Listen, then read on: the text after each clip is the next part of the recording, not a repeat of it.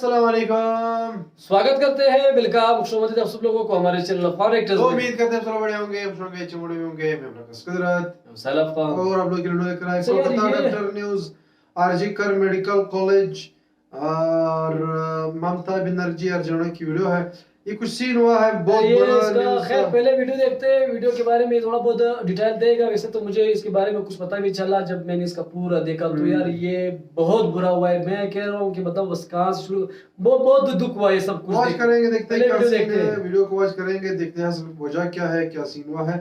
Watch करने से पहले हमारे चैनल को जरूर सब्सक्राइब कीजिए। साथ में जो बेल आइकन है उसे भी दबाएं। लाइव जरूर करें। अगर मैं सोशल साइट फॉलो नहीं किया प्लीज फॉलो द इंस्टाग्राम, आप लोग को लिंक डिस्क्रिप्शन में मिल जाएगा, आप लोग चेक कर सकते लेट्स हैं। स्टार्ट। Okay start. दोस्तों 9 अगस्त को कोलकाता में ट्रेनी डॉक्टर के साथ हुए रेप के बाद जिस तरह की खबरें आ रही हैं वो बहुत ही शर्मनाक है। पहले तो ऑन ड्यूटी डॉक्टर के साथ जो हुआ उसने पूरे देश का सिर नीचा कर दिया। फिर पता चला कि इस रेप को अस्पताल की तरफ से शुरू में सुसाइड बताने की कोशिश की थी। फिर ये खुलासा हुआ कि जिस बंदे ने ये किया है वो तो पुलिस का ही वॉलंटियर सही हरामी है। लगता फिर है। किसी का बयान आता है कि लड़की इतनी रात में अकेले क्या कर रही थी। फिर वारदात वाली जगह के आसपास कुछ कंस्ट्रक्शन करने के नाम पर तोड़फोड़ करके सबूत मिटाने की कोशिश की गई। और 14 अगस्त की देर रात जो हुआ उसने तो सारी लिमिट ही क्रॉस कर दी। सैकड़ों की भीड़ हॉस्पिटल पर धावा बोलती है। जिस जगह पर लोग प्रदर्शन कर रहे थे उसी मंच को तोड़ दिया जाता है। प्रदर्शन कर रहे डॉक्टर्स के साथ मारपीट की जाती है। इतना ही नहीं, ये लोग हॉस्पिटल में घुसकर इमरजेंसी वार्ड, नर्सिंग स्टेशन और बाकी कई हिस्सों को बुरी तरह तोड़ देते हैं। टीएमसी की तरफ से कहा जाता है कि तोड़फोड़ करने वाले बीजेपी और लेफ्ट के गुंडे थे। मगर सवाल ये है कि जो प्रदर्शनकारी उस लड़की के लिए इंसाफ मांग रहे थे वो वही लोग इंसाफ दे प्रदर्शन दो, वाली जगह पर छोड़ो। तोड़फोड़ क्यों करेंगे? इसका मतलब साफ है कि प्रदर्शनकारियों के नाम पर गुंडों की भीड़ ने जानबूझकर हॉस्पिटल में घुसकर फिर से सबूत मिटाने की कोशिश की। और अगर ऐसा है तो किसी भी सोसाइटी के लिए इससे ज्यादा शर्मनाक और घिनौनी बात और क्या हो सकती है? पहले तो एक ट्रेनी डॉक्टर के साथ रेप हो जाता है, इससे ज्यादा बुरी बात किसी समाज के लिए और क्या हो सकती है? एक लड़की जिसने अपनी जिंदगी के 10-12 साल डॉक्टरी की पढ़ाई को दी, जो आधी रात को जाकर अस्पताल में मरीजों की सेवा कर रही थी। अस्पताल में नाइट ड्यूटी करने वाले डॉक्टर्स के आराम के लिए कमरा नहीं था तो उसे सेमिनार हॉल की कुर्सियों पर सुस्ताकर आराम करना पड़ा। वो बेचारी दिन भर की थकान दूर करने के लिए लेट रही थी, तभी एक वॉलेंटियर पुलिस का, जिसकी ये ड्यूटी थी कि अस्पताल में कुछ गलत न होने दे, वहां आए लोगों को वो सेफ्टी दे, वही वॉलेंटियर शराब पीकर न सिर्फ उस सेमिनार में घुसता है, उस ट्रेनी डॉक्टर को जानवरों की तरह मारता है, उससे घिनौना काम करता है, उसकी जान ले लेता है और फिर वहां से चला जाता है। लड़की की पोस्टमार्टम रिपोर्ट में जो खुलासा होता है उसे सुनकर किसी की भी रूह कांप सकती है। उस बेचारी की गर्दन तोड़ दी गई थी, आंखें फोड़ दी गई थी, उंगलियां तोड़ दी गई थी और उसके शरीर का शायद ही कोई हिस्सा था जिस पर हमला न किया गया। आप ही सोचिए, अगर किसी इंसान को इतनी बुरी तरह मारा गया हो, उसके साथ तो रेप हुआ हो, उसके शरीर के निचले हिस्से पर कोई कपड़ा ना हो, तो क्या पहली नजर में उसकी बॉडी देखकर किसी मूर्ख को यह नहीं पता चलेगा कि उसके साथ क्या हुआ होगा? बिल्कुल पता चल जाएगा। मगर फिर क्या वजह थी कि अस्पताल की तरफ से लड़की के घर वालों को पहली बार जब फोन किया गया तो उन्हें यह बताया गया कि लड़की ने सुसाइड कर लिया। अब ये सब सुनकर किसको गुस्सा नहीं आएगा?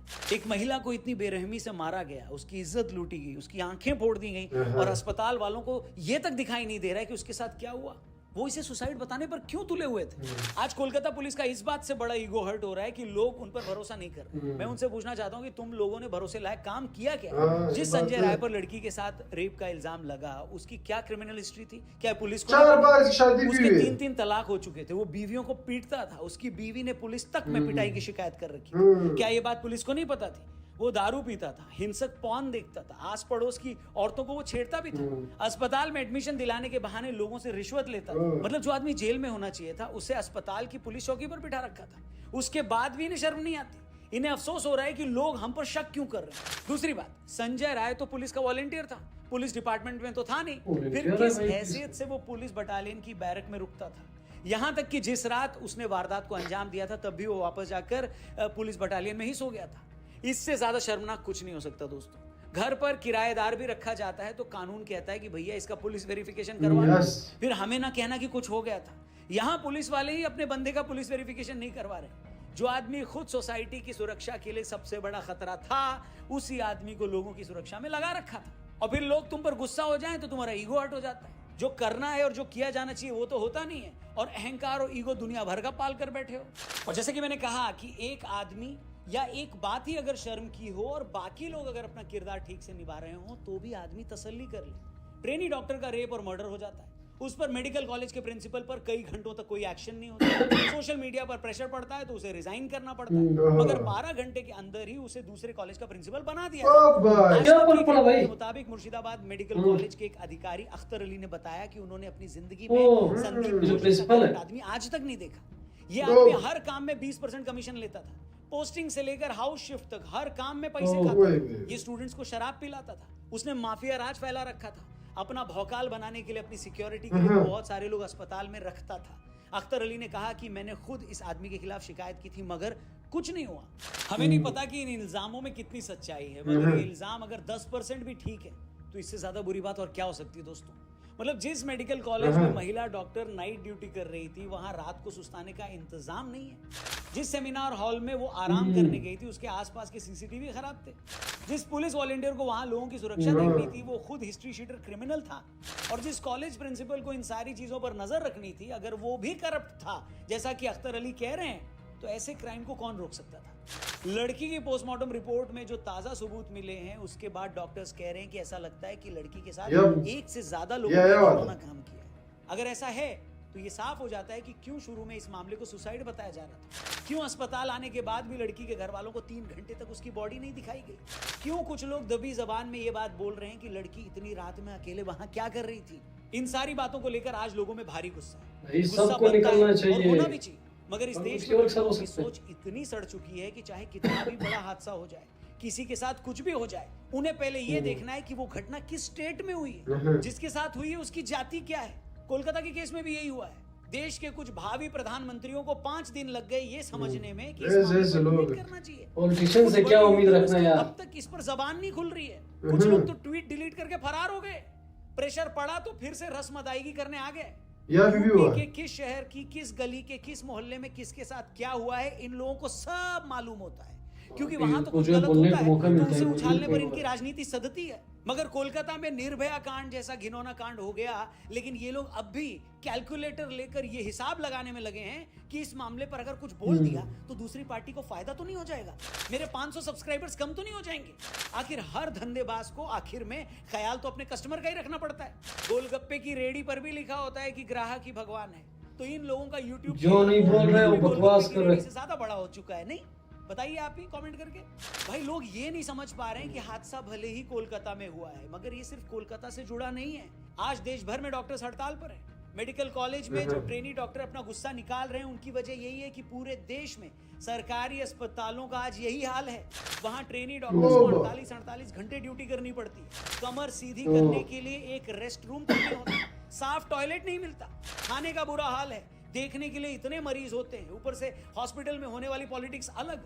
वहां स्टाफ की शक्ल में घूम रहे संजय राय जैसे पोटेंशियल रेपिस्ट होते हैं। सरकार ये समझती ही नहीं है कि एक डॉक्टर को तैयार होने में उससे ज्यादा वक्त लगता है। किसी भी सोसाइटी में एक डॉक्टर होने का मतलब है कि उस देश की हजारों की आबादी को सिक्योरिटी देनी। मगर एक डॉक्टर ही अगर अनसेफ फील करेगा, बेइज्जती फील करेगा, एक्सप्लॉइटेड फील करेगा, कोई नहीं करेगा, काम करेगा ऐसे सिस्टम में बताइए। यही रीजन है कि इन सरकारी अस्पतालों में डॉक्टर्स नहीं टिकते। या तो वो अपना क्लिनिक खोल लेते हैं, बड़े प्राइवेट अस्पतालों से जुड़ जाते हैं, जिन्हें मौका मिलता है वो विदेश भाग जाते हैं। मतलब जो सरकारी तंत्र इन डॉक्टर्स को तैयार करने में लाखों रुपए लगाता है, वही सरकारी सिस्टम अपने निकम्मेपन की वजह से इन डॉक्टर्स को अपने साथ नहीं रख पाता। आज देश भर में जो डॉक्टर्स का गुस्सा है वो सिस्टम के इसी निकम्मेपन के खिलाफ है। आज देश में हर सिटीजन का ये फर्ज है कि वो डॉक्टर्स के इस गुस्से को समझे। अगर आप प्रॉब्लम को थोड़ा और करीब से देखेंगे तो ये बात अस्पतालों से भी आगे देश के हर ऑफिस की है। वहां औरतों को और लड़कियों को मिलने वाले वर्किंग एटमॉस्फेयर की भी। अभी महीना पहले नोएडा के एक ऑफिस में एक लड़की ने इसलिए सुसाइड कर लिया था क्योंकि उसके ऑफिस के कुछ लोग उसकी बॉडी शेमिंग करते थे। कितनी लड़कियां ऐसी बेचारी हैं जो सिर्फ नौकरी बचाए रखने के लिए 15-20 हजार की तनख्वाह बनाए रखने के लिए हर दिन ऐसे टॉर्चर से गुजरती है। ऑफिस में उनका बॉस, उनके सीनियर जो उनको टॉर्चर करते हैं वो भी जानते हैं कि ये कहीं नहीं जाएगी। आज जो लोगों में गुस्सा है या जो निर्भया कांड के वक्त 2012 में लोगों में गुस्सा था वो इसी माहौल के खिलाफ था। मगर इतने सालों में हुआ क्या? न इतने सालों में सोसाइटी बदली, न इसके काम करने का तरीका बदला और न ही अदालतों के रवैये में कोई चेंज आया। नेशनल जुडिशियल डेटा ग्रिड के मुताबिक इस वक्त देश की 4 करोड़ 40 लाख केसेस पेंडिंग है, जिसमें 8% यानी 36 लाख से ज्यादा केस महिलाओं की तरफ से किए गए हैं। इनमें 45% मामलों में या तो वकील पेश ही नहीं होते या अपराधी जमानत लेकर फरार हो जाते हैं। इसके अलावा 7% केसेस में ऊपरी अदालतों का स्टे है। पिछले 10 सालों में सुप्रीम कोर्ट ने कई बार कहा कि औरतों के खिलाफ होने वाले इन क्राइम्स को 6 महीने में निपटाया कोई जाए, फर्क मगर कोई फर्क नहीं पड़ा। मार्च 2013 में दिल्ली हाईकोर्ट ने कहा था कि पुलिस औरतों के साथ होने वाले क्राइम में थोड़ी संवेदनशील बने। इसी साल अगस्त 2013 में सुप्रीम कोर्ट ने कहा था कि ट्रायल कोर्ट ऐसे मामलों को करते हैं। 3 महीनों में निपटाए। अक्टूबर 2018 में बॉम्बे हाईकोर्ट ने कहा था कि यह अदालत की ड्यूटी है कि वो ऐसे मामलों को पूरी सीरियसनेस के साथ टाइम पर निपटाए। सितंबर 2019 में सुप्रीम कोर्ट ने कहा था कि औरतों के साथ रेप के मामले में अदालतों को लंबी तारीख देने से बचना चाहिए।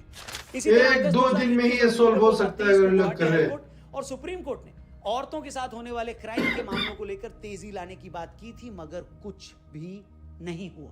ऐसे मामलों में या तो पुलिस चार्जशीट दायर नहीं करती, चार्जशीट दायर हो जाती है तो बार बार कोर्ट में जाकर और टाइम मांगती है, फिर कोर्ट तक जांच के डॉक्यूमेंट्स नहीं पहुंचते, निचली अदालतें बार बार तारीख देती रहती हैं, इंपॉर्टेंट गवाहों को पुलिस अदालत में पेश नहीं कर पाती, निचली अदालतें कार्रवाई पर स्टे लगा देती है और आरोपी जमानत मिलते ही फरार हो जाता है। अब आप ही बताइए, जिस समाज में औरतों के लिए ऐसे हालात हों जहां वो न वर्क प्लेस पर सेफ फील करें, न सिस्टम उनका साथ दे और न अदालतें तेजी से काम करें, तो वो महिलाएं कहां जाएं? आज जब आप ये वीडियो देख रहे हैं तो हम आजादी की 77वीं सालगिरह मना रहे हैं, लेकिन इतने वर्षों में औरतों के लिए आजादी का क्या मतलब?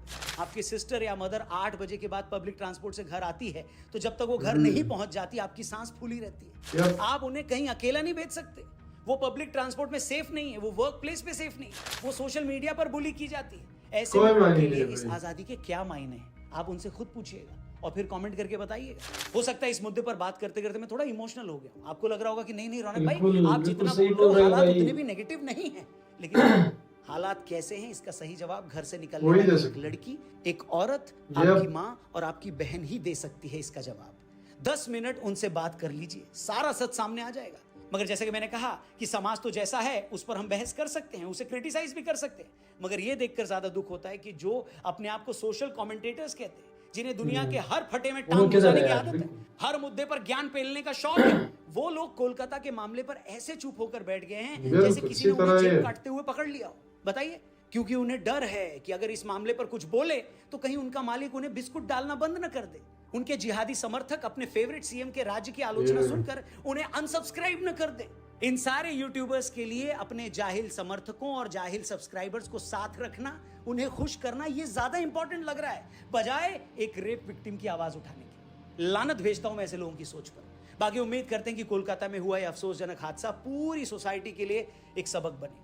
वर्क प्लेस पर फीमेल स्टाफ की सिक्योरिटी को लेकर और अवेयरनेस आए, ऑफिसों में स्टाफ रखने से पहले उन लोगों का प्रॉपर बैकग्राउंड चेक हो ताकि दोबारा ऐसे हादसे न हो। कोलकाता का ये मामला चूंकि रेप से जुड़ा है, ऐसे मामलों में यूट्यूब एल्गोरिथम भी ज्यादा लोगों तक ये वीडियो पहुंचने नहीं देता। तो मेरी आप लोगों से गुजारिश है कि अगर इस वीडियो में कई बातें आपको सच्ची लगी हो, उनमें ईमानदारी लगी हो, और अगर आपको लगे कि ये कंसर्न और भी लोगों तक पहुंचना चाहिए, तो इस वीडियो को ज्यादा से ज्यादा लोगों तक शेयर जरूर करिएगा दोस्तों। घर की हर एक महिला तक ये वीडियो पहुंचना चाहिए। तो ये वीडियो देखो, पहले तो मैं ये बात कहूंगा कि कमेंट करके जरूर बताना। ओके, जरूर बताएंगे, कमेंट की बात करें। पहले तुम्हें एक बात कहूंगा, ये कोई कोलकाता का केस नहीं है, ये कोई इंडिया का केस नहीं, ये एक ऐसा सीन हुआ है जिससे पूरे इंसानियत ही शर्मा जाता है। मैं तो खुद एक मत हो कि मैं इस तरह का सीन देख के मैं शर्मा जाता हूँ कि यार हमारे समाज, हमारे माशरे में ऐसे दरिंदे भी रहते हैं, कोई गुनहगार होता है लेकिन ये इस हद तक इतना मतलब गिर सकता है बंदा। आज तक केसेस रेप होते हैं और डेली बेसिस पे होते हैं और बहुत ज्यादा होते हैं, लेकिन द रीजन इज ये जो कल्प्रिट होता है इसको कभी भी इस तरह सजा मिली नहीं है कि लोगों को सबक मिला हो, कभी भी नहीं मिली है। इसका एक ही इलाज है, अभी आप लोगों में शायद कुछ लोग बोले कि नहीं ये इस तरह हो नहीं सकता, ये इसका पब्लिक हैंग करा दीजिए, ये खुद ही कम हो जाएंगे सारे कल्प्रिट, क्योंकि ये इस तरह सॉल्व नहीं होगा। अभी इस तरह कोई बोल नहीं सकता कि लड़की क्यों रात को निकल रही है या लड़की के साथ क्यों बात कर रही है, छोटे बच्चों को वो बेचारी कोई पिकनिक मनाने गई थी हॉस्पिटल में, वो बात ठीक है, 49 आवर्स उन्होंने जो ड्यूटी दी है, एक तो वो बात, ऊपर से वो डॉक्टर है, ऊपर से वो कोई ऐसा वो नहीं कर रही थी, कोई ड्यूटी दे रही थी, लोगों का सेवा कर रही थी, मतलब हॉस्पिटल में किसी के मतलब इश्क भी नहीं लड़ा रही थी, कुछ ऐसा सीन भी नहीं था कि बंदा कहे कि यार ये लड़की खराब, गैंग रेप वो अपनी जगह पे अपना काम कर रही थी। एक दरिंदा इंसान आ जाता है, फिर वो मुहाफिज होके उसका सिक्योरिटी मतलब वॉलंटियर है, मतलब वो पुलिस वाला नहीं है, उसको ऐसा पुलिस वाले ले लेते हैं, जस्ट वॉलंटियर करते हैं, वही मतलब एक ट्रेन वगैरह के अंदर की मतलब पुलिस ट्रेनिंग देते हैं उसको, मुझे पता है। लेकिन ये चीज हो के वो ऐसा करता है तो फिर वो लोगों से क्या गिला जो अनएजुकेटेड हो, जो सब कुछ उनकी जिम्मेदारी ना हो, इनको सब कुछ। तो मैं तो यहाँ पे एक चीज कहूंगा, शायद आप लोग एग्री करो ना करो, यहाँ पे एक ही इलाज है। एक इलाज है, वो है तालिबान का रूल, वो वाला सिस्टम होना चाहिए कि उसको किसी साफ चौक मैदान पे, में बिठाकर, चौक चौक पे पे। बिठाकर और जितनी पत्थर है उसको मार ताकि दूसरों के लिए सब कुछ सबक मिले और कोई ऐसा करेगा गलत नहीं ना इस करे। तरह, कोई सोचेगा भी नहीं। अभी 2011 मेरे ख्याल से था, वो निर्भय के नाम से दिल्ली में मेरे ख्याल से वो हुआ था, उसका तो केस वो भी इसी तरह सीन था, बट उसको जो है हैंग कर दिया, लेकिन वो पता चला नहीं कि किधर हैंग किया हुआ है, पब्लिक को पता चला नहीं है। पब्लिक को पता होना चाहिए, जो पब्लिक ये सब कुछ देखेगी तभी इनके अकल ठिकाने आएंगे, तब कोई सोचेगा भी नहीं। अब ये कोई ये नहीं बोल सकता है कि नहीं लड़की में काम था, लड़की क्यों निकलती, ये कुछ नहीं बोल सकते, क्योंकि अगर लड़की अगर निकल रही है, ठीक है, आप बोल रहे हैं कि लड़की निकल रही है, तो फिर ये छोटे बच्चे, वो तो बच्चों की क्यों रेप होती है, वो तो छोटे रात को नहीं निकलते हैं, दिन में ही इस तरह कुछ हो जाता है। यहाँ पे पोस्टमार्टम सब कुछ हुआ है, सब Yes. कुछ क्लियर है कि ये सब कुछ है। जिस तरह के पोस्टमार्टम में ये कहा गया है कि 10 या 8 और भी ऐसा ही रिपोर्टिंग, बाकी जो कुछ मैंने देखी उसके बारे में क्या क्या हुआ था भाई, बंदा पीछे बोल नहीं जो सकता है- है। उसका गर्दन तोड़ दिया था, आंखों में पता नहीं क्या डाली थी, वो बिल्कुल सुख हो चुकी थी, उंगलियां, मतलब बहुत ज्यादा जुल्म हुई है इस लड़की के साथ। Yeah.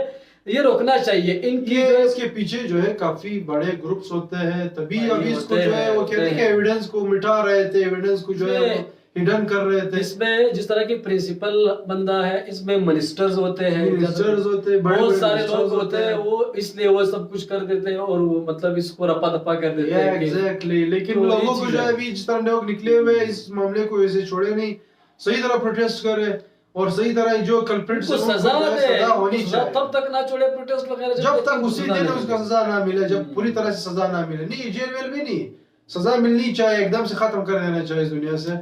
बाकी ये वीडियो तर्जुमा की काफी लंबी वीडियो थी, सोचा इस पर रेड करते हैं, ये आजकल काफी ट्रेंडिंग में आ रहा था, हमने सोचा इस पर जरूर बात होनी चाहिए, क्योंकि बहुत बुरा मामला हुआ है, बहुत ही बुरी हरकत हुई है। बाकी ये वीडियो अगर आपको पसंद है प्लीज साथ में जो बेल आइकन है उससे भी लाइक जरूर करें, तब तक सपोर्ट मिल रहा है। अभी के लिए इतना ही, अल्लाह हाफिज़, बाय बाय।